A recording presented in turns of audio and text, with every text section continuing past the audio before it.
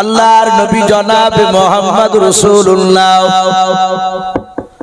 সাল্লাল্লাহু তাআলা আলাইহি ওয়াসাল্লাম নবী আমার বলেন জিবরিল ভাই বলে আমার আল্লাহ তোমাকে দেখে এমন খবর আমার কাছে পাঠিয়েছে বললাম।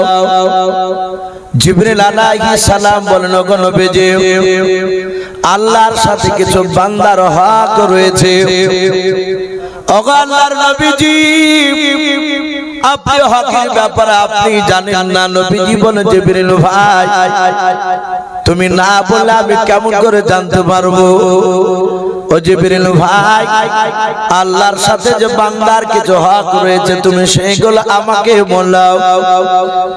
আল্লাহর নবীর কাছে জিবরিল আলাইহিস সালাম তিনি বললেন ওগো আল্লাহর নবীজি বান্দার সাথে আল্লাহর হক 5 ওয়াক্ত নামাজ আদায় করা পড়াও, রোজা রাখাও, হজ ফরজ হলে হজ আদায় করাও, যাকাতের বাপি ওয়াজিব যাকাত দেওয়ার ক্ষমতা হলে তাকে যাকাত দেওয়া লাগবে। আল্লাহর নবীজিকে ডাক দিয়ে জিবরিল বলেন আল্লাহর নবী শুনেন এই সবগুলো বান্দার সাথে আল্লাহর হক রয়েছে।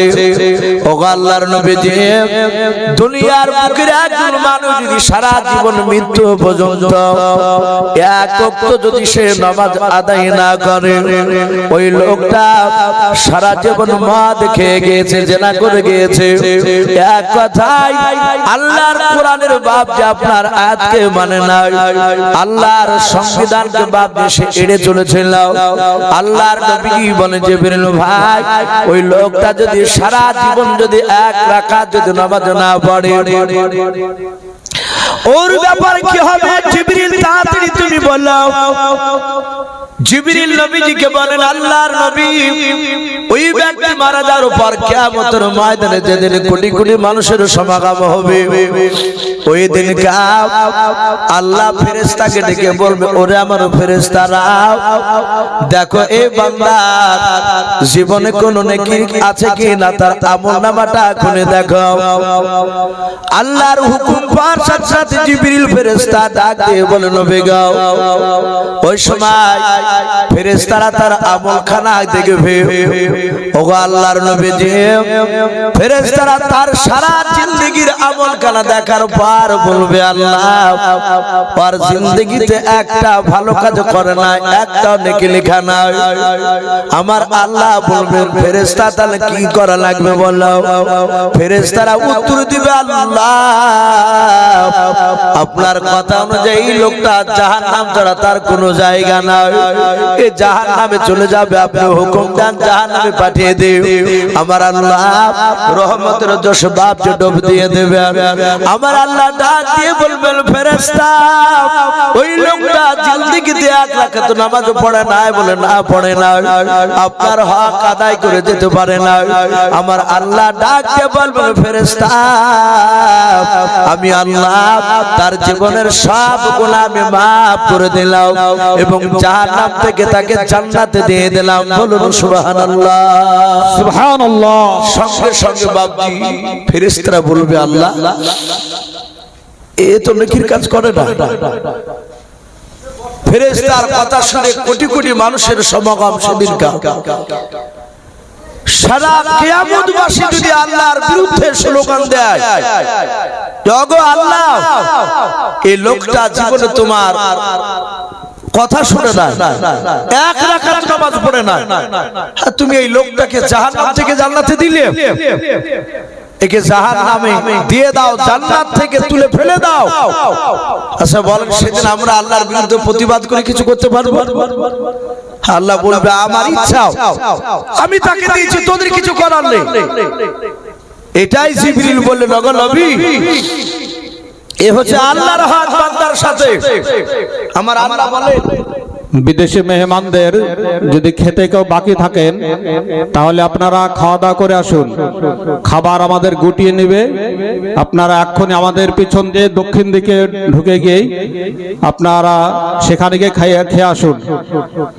মহিলারাও যদি কেউ খেতে বাকি থাকেন তিনারাও গিয়ে খেয়ে আসুন, এবং বিদেশি মেহমান যিনারা খাওয়া দাওয়া হয়নি তিনারা গিয়ে খাওয়ার কাজ সেরে আসুন। খাবার আমাদের গুটিয়ে নেবে। তো ভাই আমি বলছিলাম জিবরিল বলছেন ওগো নবী হুকুকুল ইবাদ, এবার বান্দার সাথে কিছু বান্দার হক রয়েছে। এতক্ষণ ধরে বুঝালেন জিবরিল আলাইহিস সালাম বিশ্ব নবীকে আল্লাহর সাথে বান্দার হক। নবীজিকে বলে ওগো নবী বান্দার সাথে কিছু বান্দার হক রয়েছে।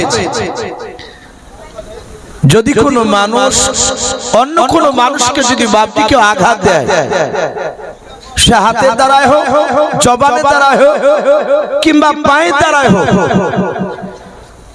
নবী বললেন ওকে জিবরিল এই ব্যাপারে বললো, বলে নবী গো সেই বান্দা তার মৃত্যুর আগে যাকে আঘাত দিয়েছে, অন্যায় করে কথা বলেছে, তার কাছ থেকে যদি সে ক্ষমা না চায় আমার আল্লাহ কিয়ামতের ময়দানে ওই বান্দাকে মাফ করবে না। বাপজি এত কঠিন বলা হয়েছে। নবীজি এই কথাটা সাহাবাদের সামনে বাপজি বলেছিলেন।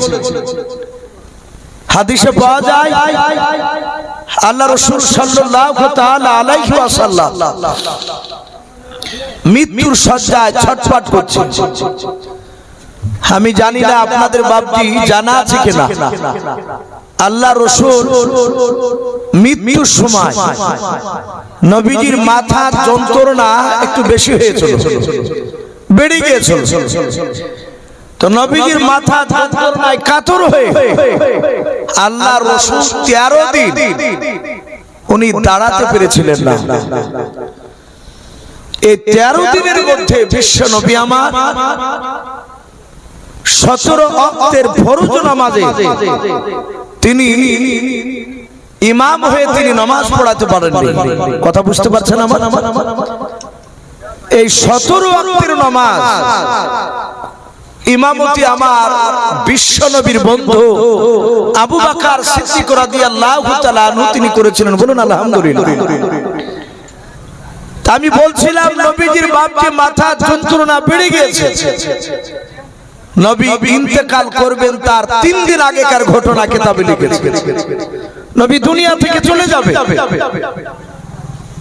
গোটা মক্কা মদিনা এমনকি গোটা আরবের মধ্যে লোক, আরবের বাহির থেকে বাপজির সাহাবায়ে কেরামরা রাসূলুল্লাহর অসুস্থ শুনে নবী ভালো নেই, নবী বলা হয় দুনিয়াতে বেশি দিন আর বেঁচে থাকবেন না, এই কথা শুনে সাহাবারা হাজার হাজার সাহাবা নবীকে দেখতে এসেছে। নবী শুয়ে আছে ফাঁকা ময়দানে, বাপজি হাজার হাজার সাহাবায়ে কেরাম রাসূলকে গোল করে ঘেরাও করে নিয়ে সবাই কাঁদছেন, চোখ দিয়ে ঝরঝর করে পানি ঝরছে। আহারে নবী চলে গেলে আমাদের রাহবার কে হবে, আমাদের আমির কে হবে? নবীর সাহাবারা সবাই চোখ দিয়ে ঝরঝর করে পানি ঝরছে। সাহাবারা এটাও জানে নবীর দরবারে চেঁচিয়ে কথা বলা যাবে না। রাসূলের গলার আওয়াজের চেয়ে যদি সাহাবাদের গলার আওয়াজ যদি উঁচু হয়ে যায় ওই ব্যক্তি জান্নাতে যেতে গিয়ে বাপজি আটকা পড়ে যাবে। এটাও সাহাবারা জানতেন। তাই সাহাবারা সকলেই বাপজি চুপচাপ নবীজির কাছে বসে তাদের দুই চোখের কোণা দিয়ে ঝরঝর করে পানি ঝরছে। রাসূলুল্লাহ চলে গেলে আমরা কিভাবে থাকতাম?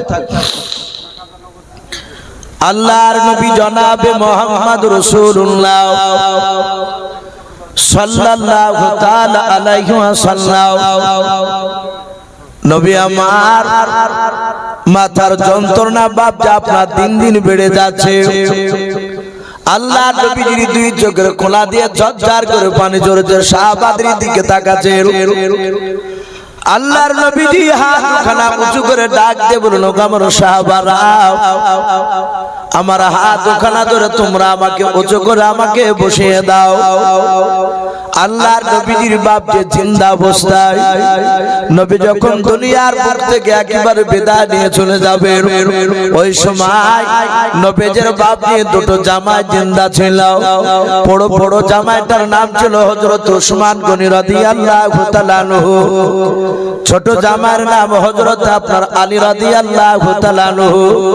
ও বাপজি ভাইরা, দেখবেন কোন মানুষ যদি বাপজি মারা যায় পাড়া গোসল করে নিয়ে কাফন পরে নিয়ে বাবা জানাজার মাঠে নিয়ে যায়, মানুষেরা বাপজি এলাকার প্রতিবেশী তার বন্ধুরাও তার আত্মীয় স্বজনরাও সবাই কাতার বেঁধে বাপজি দাঁড়িয়ে যায় জানাজা পড়ার জন্য।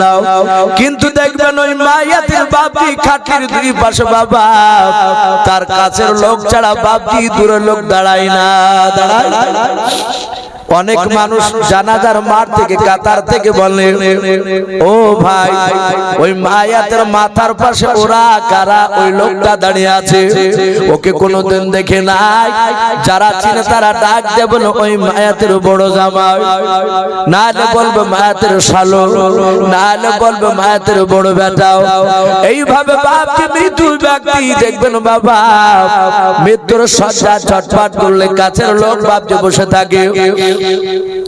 আল্লাহ রাসূল ডাক দিয়া বলেন, সাহাবারা আমার হাত দুখানা দূরে তোমরা একটু উঁচু করে আমাকে বসিয়ে দাও।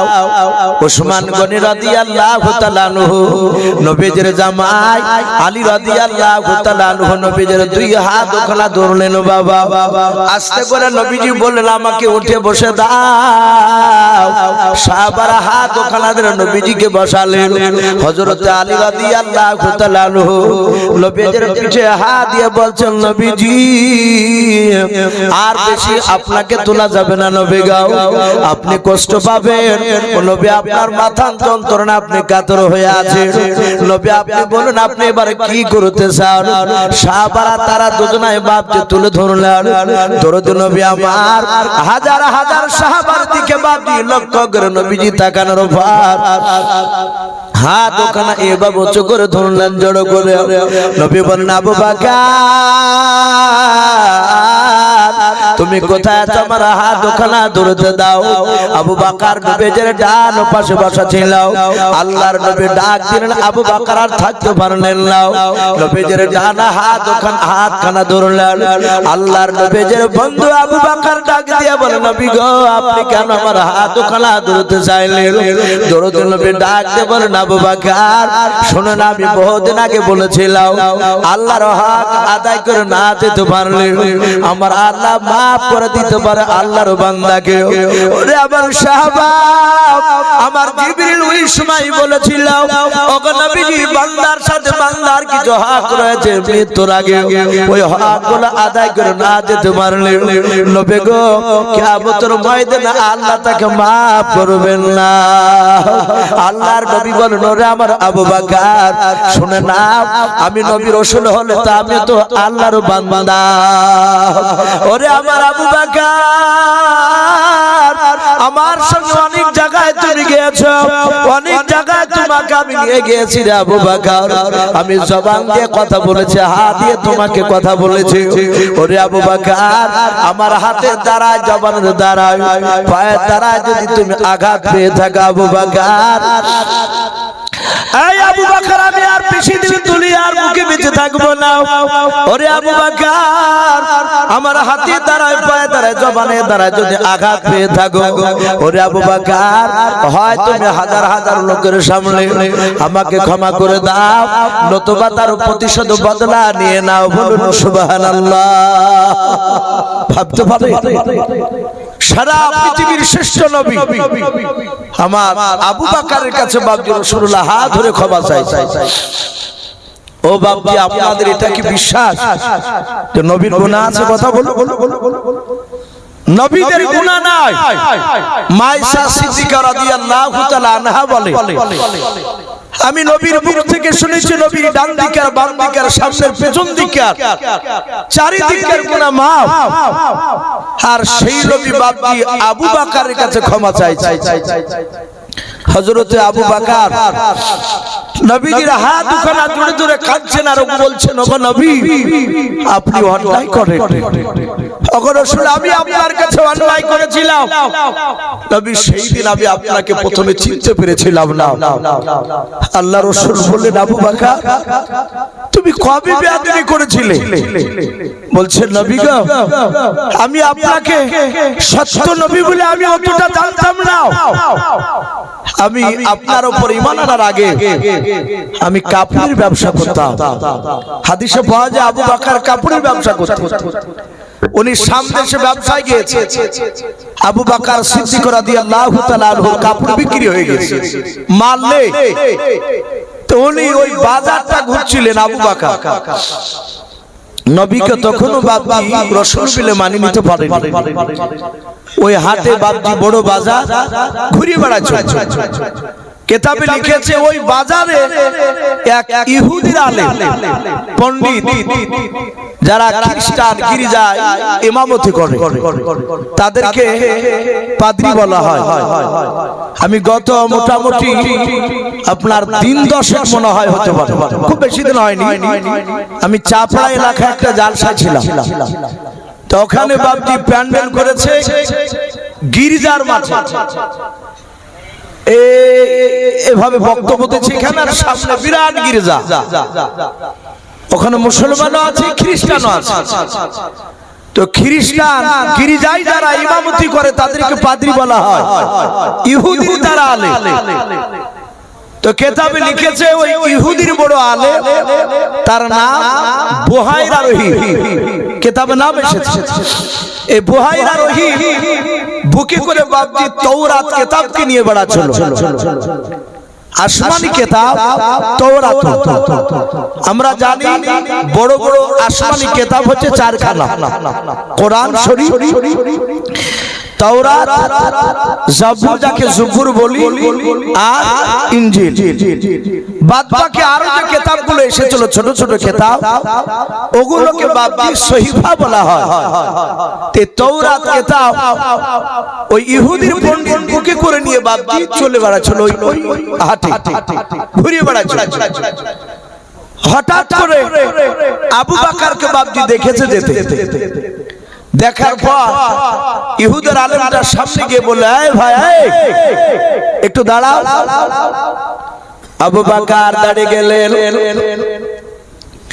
বলে, কি হলো ভাই, তুমি আমাকে কেন দাঁড়াতে বললে? ইহুদের আলেমটা তাওরাত কিতাবটা বাপজি খোলার পর আবু বকর পা থেকে মাথা পর্যন্ত দেখিলাম। দেখার পর বলে, ভাই তোমার নাম কি? আবু বকর। আবু বকর বলে, ভাই আমার নাম আবু বকর। ইহুদের আলেমটা আবার বলল, ভাই তোমার আব্বার নাম কি? আবু কুহাফা। হযরত আবু বকর ডাক দিয়ে বলে, হ্যাঁ আমার আব্বার নাম আবু কুহাফা। ওগো ভাই আমি তোমার নাম জানি না, তুমি কে? আমার নাম, আমার আব্বার নাম তুমি কেমন করে জানলে বলো? ইহুদের আলেমটা বলল, ভাই দয়া করে একটু তোমার পৃষ্ঠ মোবারক খানা দেখতে যাও, একটু তোমার পেছন দিককার পিঠের জামাটা একটু সরাও, আমি একটু দেখবো পিঠে তোমার কালো রঙের দাগ পাওয়া যায় কিনা। আবু বকর বলল, আমি পিঠে কালো রঙের দাগ দেখাতে দেব না, আমি জামাটা উঠাবো না। ওই ইহুদির আলেম ডাক দিয়ে বলল, আবু বকর এই তাওরাত কিতাবে পড়েছি আখিরি জামানার পয়গম্বর জনাবে মুহাম্মদ রাসূলুল্লাহ সাল্লাল্লাহু তাআলা আলাইহি ওয়াসাল্লাম যিনি নবী হবেন, ওই নবীর জানের বন্ধু হবে, তার নাম আবু বকর। ওরে ভাই এই কিতাবে লেখা আছে আবু বকর আব্বার নাম আবু কুহাফা। ভাই রে, যদি তোমার পিঠে যদি কালো রঙের দাগ থাকে শুনে নাও, গোটা পৃথিবীর মানুষ যদি একদিকে হয়ে যায় আর তোমার সঙ্গে ওই নবীর সঙ্গে বন্ধুত্ব কেউ কাটাতে পারবে না। ও বাপজি ভাইরাও, আবু বকর সিদ্দিক রাদিয়াল্লাহু তাআলা আনহু ওই দিনের কথাটা বাপজি বিশ্বাস করেছিল না। সেই আবু বকর নবীর হাত দুখানা জুড়ে জুড়ে কাঁদে কেঁদে বলেন, ওগো আল্লাহর নবীজি, বেয়াদবি করে ফেলেছি নবী, আপনাকে আমি চিনতে পেরেছিলাম না, আপনি আমাকে ক্ষমা করে দেন নবী। আপনি কোনোদিন বেয়াদবি করেন না, আপনি আমার কাছে কোনো অন্যায় করেন নাই নবী, আমি আপনার কাছে অন্যায় করে ফেলেছি, আপনি আমাকে ক্ষমা করে দেন। আল্লাহর নবী আবু বকর মাথা হাত তুলে বলেন, আবু বকর রে, আমি রাহমাতুল লিল আলামিন পয়গম্বর, আমি দুনিয়াতে বদলা নিতে আসি নাই, বলুন সুবহানাল্লাহ। ওরে আবু বকর, আমি ক্ষমা করে দিয়েছি তোমাকে। এই আবু বকর, তুমি বসে যাও। আবু বকর বাপজি ডান দিকে বসে পড়লেন। আল্লাহর নবী জনাবে মুহাম্মদ রাসূলুল্লাহ সাল্লাল্লাহু তাআলা আলাইহি ওয়াসাল্লাম বিশ্বদরুদ নবী আমার হাওয়া করে তিনি কাঁদতে শুরু করলেন। দ্বিতীয়বার হাত ওখানা বাপজি ভাবে আপনার উঁচু করে আবার ধরলেন।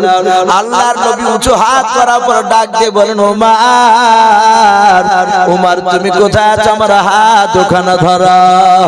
হযরত ওমর বাপজি নবীর মাথার দিকে বাম সাইডে বাপজি বসেছিল। হযরত ওমর বিশ্ব নবীজির হাত ওখানে ধরলেন। আল্লাহর নবীজির হাত ওখানে ধরে ওমর কাঁদেন আর বলেন, ইয়া রাসূলুল্লাহ, ইয়া হাবিবাল্লাহ, ফিদাকা বি ওয়া আম্মি ইয়া রাসূলুল্লাহ, নবী আপনার পদতলে আমার পিতামাতা কুরবান হয়ে যাও নবী, আপনি কেন আমার হাত ওখানে ধরতে চাইলেন বলেন? আল্লাহর নবী বলেন, ওমর শুনে নাও, আমি আর বেশি দিন বেঁচে থাকবো না। ওরে ওমর, আমার হাতের দ্বারাই, জবানের দ্বারা, পায়ের দ্বারা যদি তুমি আঘাত হয়ে থাকো, ওরে ওমর, হয় তুমি আমাকে ক্ষমা করে দাও, নতুবা তার প্রতিশোধ বদলা তুমি নিয়ে নাও। হযরত ওমরের কাছে যখন নবী ক্ষমা চাইলেন, আল্লাহর দরুদি নবী রহমতের বাপজি নবী ক্ষমা চাইলেন।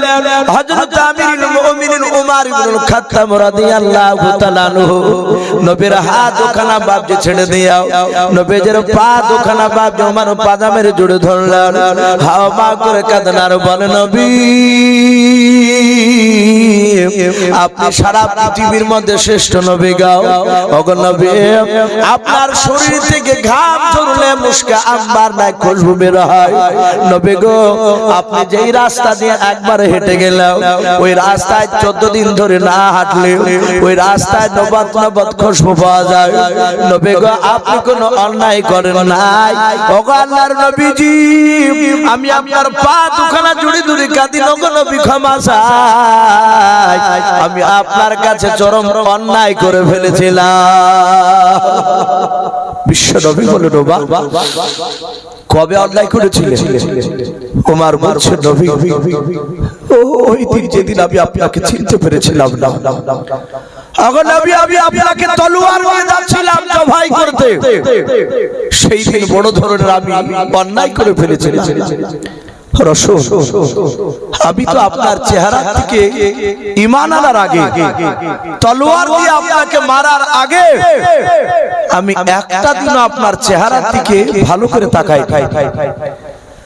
এবং আপনার কথাগুলো শুনতাম না, আপনার সাহাবাদের কথা শুনতাম না। আপনার সাহাবা, আপনি গেলে মুখ ফিরিয়ে নিতাম এবং এইভাবে কানে আঙুল দিয়ে আমরা চলতাম। আর আবু জেহেল বলেছিল, লা তাসমাউ লিহাদাল কুরআন, খবরদার তোমরা কোরআন শোনো না। আবু জেহেল বলেছিল, মুহাম্মদ সাল্লাল্লাহু আলাইহি ওয়াসাল্লামকে দেখলি দূর থেকে কানে আঙুল দেবা, না হলে তুলো ভরে রাখবা। বাপজি, পৃথিবীতে এখন এক শ্রেণীর আলেম রয়েছে, আশা করি ইউটিউবে বাপজি ফেসবুকে দেখছে, এক আলেম আরেক আলেমকে কাফের ফতোয়া দিচ্ছে। বলে তাবলীগ জামাত মসজিদে ঢুকতে দিও না, যদি ঢুকে যায় ওদেরকে ঘাড়ে ধাক্কা দিয়ে বের করে দিও এবং মসজিদকে সাবান দিয়ে ধৌত করো। ওদের সাথে মুসাফা করা যাবে না, ওরা জালসা করলে ওদের ওয়াজ শোনা যাবে না। কথা বলে কি বলে না? কথা বলে। আমি নাম করছি না, আশা করি বুঝতে পারছি। এটা ছিল আবু জেহেলের বাপটি কথা। আবু জেহেল জানতো যে আল্লাহর রাসূলের কথা 5 মিনিট যদি কেউ শুনে ওই লোকটা নবীওয়ালা হয়ে যাবে। বলুন সুবহানাল্লাহ। আমার দলে থাকবে না।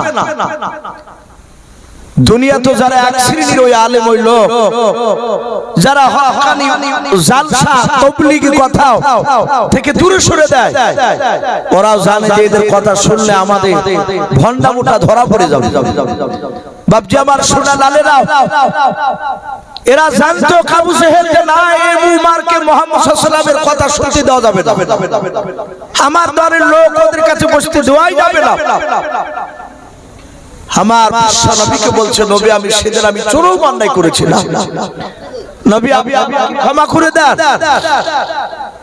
হযরত ওমর কাঁদছিলেন, হাজার হাজার সাহাবা ছিলেন, কিতাবে লিখেছে উরাইকা রাদিয়াল্লাহু তাআলা আনহু বলে নাও, আরো কয়েকজন সাহাবা নবীজিকে বললেন, ইয়া রাসূলুল্লাহ ইয়া হাবিবাল্লাহ আমার বাড়ি শাম দেশে। আরেক সাহাবা বললেন আমার বাড়ি সিরিয়ায়। আরেক সাহাবা বললেন ওগো নবী আমার বাড়ি অনেক দূরে। নবী গো আমি বহুদিন পর ঈমান আনার পরে ওমরকে দেখেছি, ওমর আপনার জানের সাথী, আপনার বন্ধু, কিন্তু এই ওমর আপনাকে নাকি মারতে গিয়েছিল, এটা সাহাবাদের মুখে শুনেছি, নবী আপনার মুখে শুনেছি। ওগো আল্লাহর রাসূল আমরা অনেকগুলো সাহাবা রয়েছি যারা ওমরের ঈমান আনা আমরা সচক্ষে দেখেছিলাম, না কথা শুনেছিলাম, ওমরের মুখ থেকে শুনে নাই। ওগো দয়ার নবী আপনি কি ওমরকে বলতে বলো ওমর কিভাবে আপনাকে মারতে গিয়েছিল? আমার বিশ্ব নবী বলেন সাহাবা তোমরা শুনবা। নবীজি বললেন ওমর তুমি আমাকে প্রথম যেদিন মারতে এসেছিলে সেই দিনকার ঘটনাটা একটু তুমি এই হাজার হাজার সাহাবার সামনে বলো। ওমর হাউ হাউ করে কাঁদছেন আর বলছে নবী বড্ড কষ্ট পায়। আল্লাহর রাসূল বললেন ওমর আমি নবী পয়গম্বর, আমি তোমাকে হুকুম করছি তুমি শোনাও। ওমর বলতে শুরু করলেন, হাজার হাজার সাহাবায়ে কেরাম বাপজি বসে শুনছিলেন, তখন এরকম মাইক ছিল না বাপ, বিনা মাইকে ওমর কথা বলছে। ওমরের গলার ভোল্টেজ কতটা জানা আছে বাপ আপনাদের? আওয়াজ কতটা দূর যেত? আমার বিশ্ব নবীর সাহাবা ওমর বলে, ওমর মসজিদে নববী থেকে চিৎকার করে ডাক দিয়েছিলেন ইয়া সারিয়াল জাবান। একজন সারিয়া বলে একজন সাহাবাকে ডাক দিয়েছিলেন। ওমরের জামানায় তিনি যুদ্ধ গিয়েছিলেন, ওমরের কথা শুনে বেঈমানের সঙ্গে লড়াই করতেন। মসজিদে নববী থেকে বাপজি 1400 কিলোমিটার দূরে সেই সারিয়া সেই ময়দানে যুদ্ধ করছিলেন। হযরত ওমর সুন্নাতে বায়ান করছিলেন, বায়ান করতে করতে হঠাৎ করে ডাক দিয়ে বললেন ইয়া সারিয়াল জাবান, এ সারিয়া তুমি পাহাড়ের দিকে আছো, তুমি একটু নজর করো। উপস্থিত সাহাবারা বলছেন ইয়া আমিরুল মুমিনিন এখানে সারিয়া তো নাই, ও তো আজ 15 দিন আগে যুদ্ধে গিয়েছে। বলে আমি তাকে ডাক দিয়েছি, উনি যুদ্ধ করে বাড়ি আসে। ওমরের কথাটা জিজ্ঞাসা করলেন, তোমাকে গত সপ্তাহে জুম্মার দিনে ওমরকে ডাক দিয়েছিল? এই সারিয়া, সারিয়া বলছেন খোদার কসম করে বলি আমার মনে হচ্ছে 10 হাত পেছন থেকে ওমর আমাকে ডাক দিয়ে সাবধান করে দিলেন। বলুন সুবহানাল্লাহ। ওমর ছিল বাপজি আধ্যাত্মিক জগতের সম্রাট। হযরত ওমরের গলার আওয়াজ এত ভোল্টেজ বাপজি ছিল, এত জোর দূরে যেত, 1400 মাইল দূরে পৌঁছাচ্ছিল ওনার আওয়াজ। এটা গল্প নয়। আমার বিশ্ব নবীজি সাহাবা ওমর ডাক দিয়ে বলছেন ওগো নবী সেই দিন আমি আপনাকে চিনতাম না, আমি আপনাকে দেখলে আপনার সাহাবাকে দেখলে আঙ্গুল দিয়ে হাঁটতাম। সঙ্গে সঙ্গে আবু জেহেল মিটিং ডেকেছিল, 12,000 লোক আমরা সেখানে জমা হয়েছিলাম। 12,000 লোকের মধ্যে থেকে প্রধান বক্তা ছিল বেঈমান আবু জেহেল। শব্দটা জাহাল, কিন্তু আমরা আবু জেহেল বলে বাপজি সবাই জানি।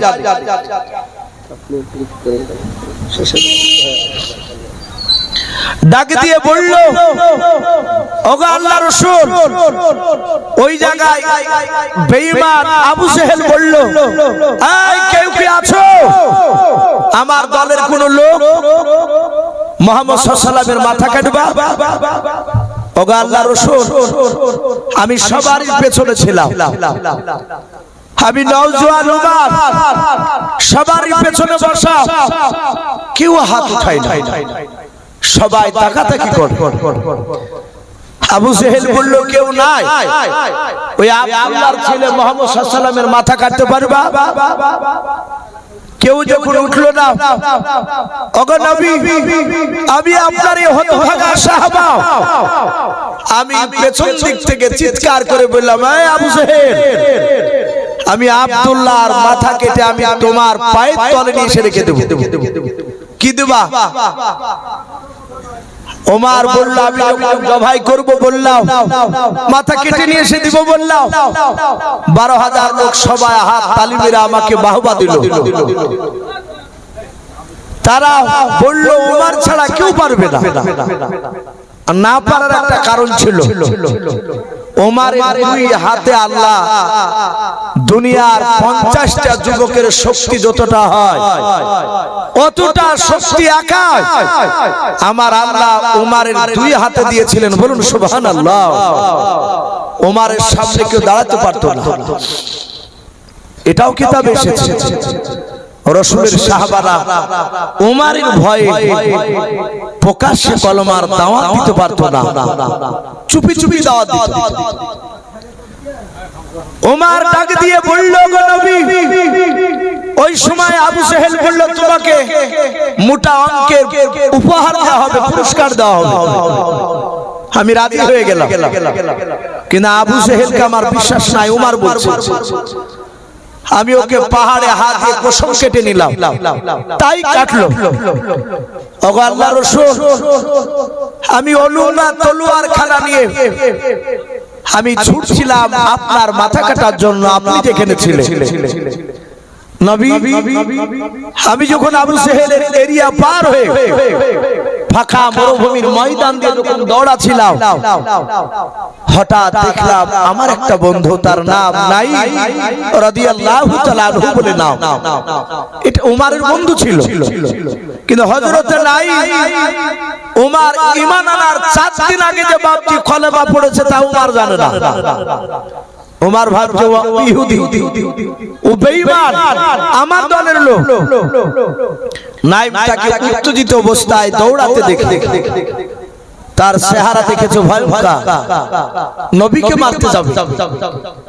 আবু জেহেল ওমরের মস্তিষ্ককে নষ্ট করে দিয়েছে, যে রাসূল হচ্ছে আমাদের দুশমন বাপ দাদা। নাইম বলে, এই ওমর ভাই, এই ওমর। ওমর বলে, আমার সময় নাই, আমার দাঁড়ানোর সময় নাই। বলে, কেন ভাই? বলো, ওই আব্দুল্লাহর ছেলে অতি বাড়া বেড়েছে, তার মাথা কাটতে যাচ্ছে।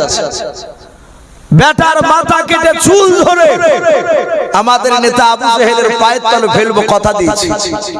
আর তুমি তো জানো ভাই, আমি যা কথা দিতাই পূরণ করে দেখা। নাইম বলল, ভাই ওমর, তুমি তো একা, কিন্তু মুহাম্মদ সাল্লাল্লাহু আলাইহি ওয়াসাল্লামের তো সাথী আছে, তার ভক্তরা আছে। তুমি মারতে গেলে তোমাকে তো ওরা কম করে ছাড়বে না।